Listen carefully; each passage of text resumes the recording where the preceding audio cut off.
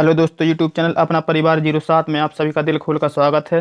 आज तारीख 13/4/2025 से महत्वपूर्ण करंट अफेयर के जितने भी क्वेश्चन बन सकते हैं उनको आज हम डिस्कस करेंगे, तो वीडियो को लास्ट तक जरूर देखिएगा। तो चलिए शुरुआत करते हैं हमारे पहले क्वेश्चन से। देखिए दिया है, अप्रैल 2025 में DRDO द्वारा सफलतापूर्वक परीक्षण किया गया गौरव क्या है। तो देखिए गौरव का पूछा, गौरव क्या है। तो इस क्वेश्चन के ऑप्शन हैं: एक हाइपरसोनिक मिसाइल, एक लंबी दूरी का ग्लाइड बम, एक ड्रोन निगरानी प्रणाली, एक उपग्रह प्रक्षेपण यान। तो देखिए इस क्वेश्चन का जो सही जवाब होगा ऑप्शन नंबर बी, एक लंबी दूरी का ग्लाइड बम है। तो जो गौरव का परीक्षण किया है DRDO ने वो एक लंबी दूरी का ग्लाइड बम है। तो चलिए इसको देखते हैं। रक्षा अनुसंधान और विकास संगठन, जिसको हम DRDO कहते हैं, ने 12 अप्रैल 2025 को ऐसी मतलब सुखोई 30 MKI विमान से लंबी दूरी के ग्लाइड बम, जिसको हम क्या नाम है इसका, गौरव, गौरव का सफलतापूर्वक परीक्षण किया है। तो चलिए देखते हैं नेक्स्ट क्वेश्चन।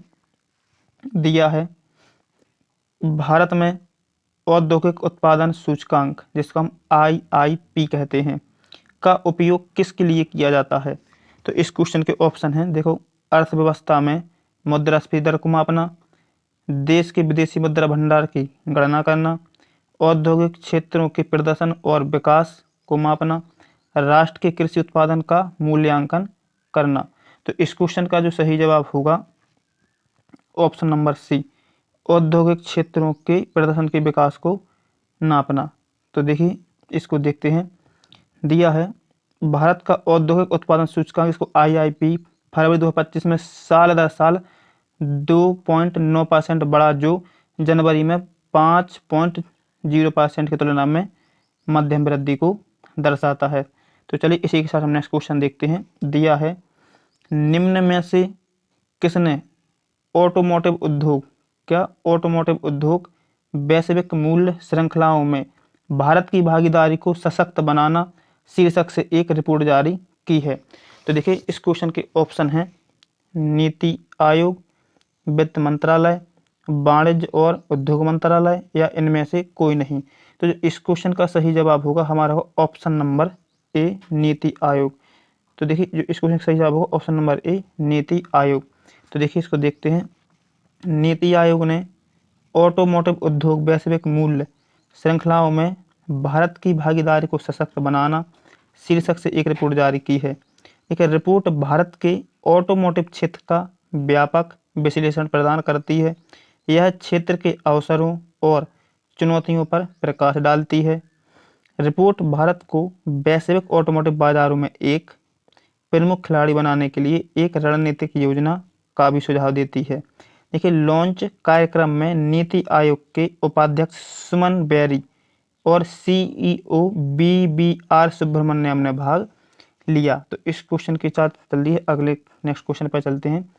दिया है, पहला विश्व ऑडियो और वीडियो मनोरंजन शिखर सम्मेलन कहाँ आयोजित किया जाएगा। तो देखिए इस क्वेश्चन का ऑप्शन है मुंबई, नई दिल्ली, चेन्नई, हैदराबाद। तो इस क्वेश्चन का सही जवाब होगा हमारा ऑप्शन नंबर ए, मुंबई। ठीक है। तो देखिए सूचना और प्रसारण मंत्रालय ने थीम संगीत प्रतियोगिता के विजेताओं की घोषणा की है। यह प्रतियोगिता वेब्स समिट 2025 का हिस्सा थी। यह समिट में शामिल 32 रचनात्मक चुनौतियों में से एक थी। पहला विश्व ऑडियो और वीडियो मनोरंजन शिखर सम्मेलन मुंबई में आयोजित किया जाएगा। यह आयोजन 1 मई से, कब से भैया, 1 मई से 4 मई तक चलेगा। ये इंपॉर्टेंट ध्यान रखना है आपको। तो चलिए इसी के साथ नेक्स्ट क्वेश्चन पर चलते हैं। दिया है, कौन सा देश अंतर्राष्ट्रीय सौर गठबंधन, जिसको हम ISA के नाम से जानते हैं, के साथ एक देश भागीदारी रूपरेखा, जिसको CPF कहते हैं, पर हस्ताक्षर करने वाला पहला अफ्रीकी राष्ट्र और विश्व स्तर पर चौथा देश बन गया है। तो इस क्वेश्चन के जो ऑप्शन हैं, नाइजीरिया, या मॉरिशस, या दक्षिण अफ्रीका, या केन्या। तो देखिए जो इस क्वेश्चन का सही जवाब होगा ऑप्शन नंबर बी, मॉरिशस। इसको देखते हैं। देखिए ISA के देश भागीदारी ढांचे पर मॉरिशस ने हस्ताक्षर किए, जिससे वह ऐसा करने वाला पहला अफ्रीकी देश बन गया। मॉरिशस ने अंतर्राष्ट्रीय सौर गठबंधन ISA के साथ एक देश भागीदारी ढांचे जिसको CPF के नाम से पर हस्ताक्षर किए हैं, जिससे वह देश ऐसा करने वाला पहला अफ्रीकी देश बन गया है। बांग्लादेश, भूटान और क्यूबा के बाद CPF पर हस्ताक्षर करने वाला यह दुनिया का चौथा देश है।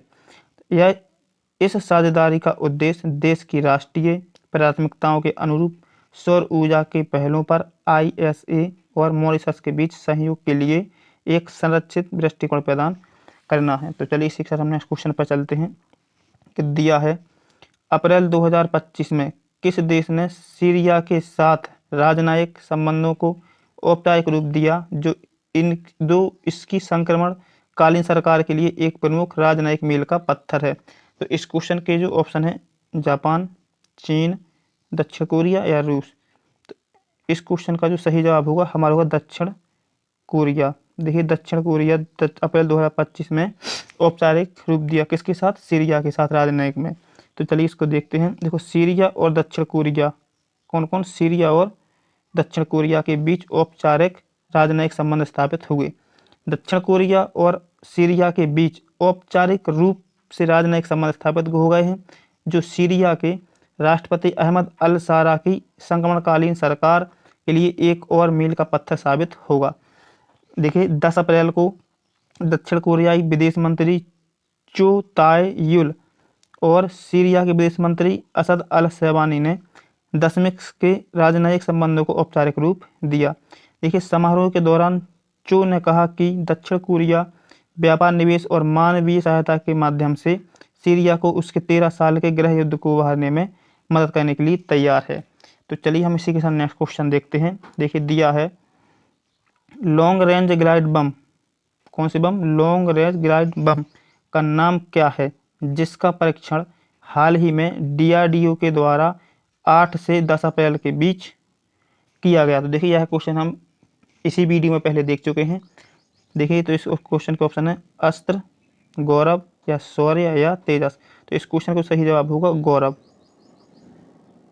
देखिए इसको देखते हैं। देखिए रक्षा अनुसंधान संगठन विकास संगठन द्वारा 8 से 10 अप्रैल तक सुखोई 30 MKI विमान से लंबी दूरी के ग्लाइड बम गौरव का सफलतापूर्वक परीक्षण किया गया। देखिए परीक्षण के दौरान हथियार को विभिन्न 12 हेड विन्यासों में कई स्टेशनों में एकत्रित किया गया था तथा एक द्वीप पर भूमि लक्ष्य के विरुद्ध भी इसका परीक्षण किया गया था। परीक्षणों ने लगभग 100 किलोमीटर की सीमा तक सटीकता का सफलतापूर्वक प्रदर्शन किया। देखिए इसे कहेंगे उड़ीसा के चांदीपुर स्थित रिसर्च सेंटर इमारत आयुध अनुसंधान एवं विकास प्रतिष्ठान और एकीकृत परीक्षण रेंज ने 1000 किलोग्राम वर्ग के ग्लाइड बम गौरव को स्वदेशी रूप से डिजाइन और विकसित किया है। तो चलिए इसी के सामने नेक्स्ट क्वेश्चन पर चलते हैं। दिया है सिक्किम का कौन सा जिला 12 से 14 अप्रैल, कब से 12 से 14 अप्रैल तक अंतर्राष्ट्रीय युवा सम्मेलन का आयोजन कर रहा है। तो देखिए सिक्किम का कौन सा जिला, तो इस क्वेश्चन के ऑप्शन है पूर्वी सिक्किम, नामची या मंगन या पाकयोंग।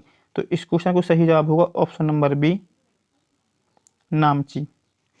ठीक है, तो देखिए देखते हैं। सिक्किम द्वारा 12 से 14 अप्रैल तक राज्य के 50 वर्ष पूरे होने के उपलक्ष्य में अंतर्राष्ट्रीय युवा सम्मेलन का आयोजन किया जा रहा है। 12 अप्रैल को सिक्किम में अंतर्राष्ट्रीय युवा सम्मेलन नामची जिले, देखो ये लिखा है नामची जिले के यांगगांग हेलीपैड पर शुरू किया गया।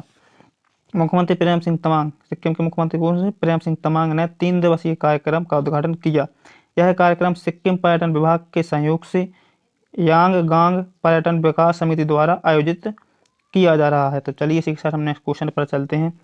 देखिए दिया है रसायन और पेट्रोकेमिकल्स विभाग किस योजना के तहत प्लास्टिक पार्क पहल को क्रियान्वयन कर रहा है। तो इस क्वेश्चन के ऑप्शन हैं स्वच्छ भारत मिशन, राष्ट्रीय हरित मिशन, पेट्रोकेमिकल्स की नई योजना या मेक इन इंडिया। तो इस क्वेश्चन का सही जवाब होगा ऑप्शन नंबर 3, पेट्रोकेमिकल्स की नई योजना। तो चलिए इसको देखते हैं।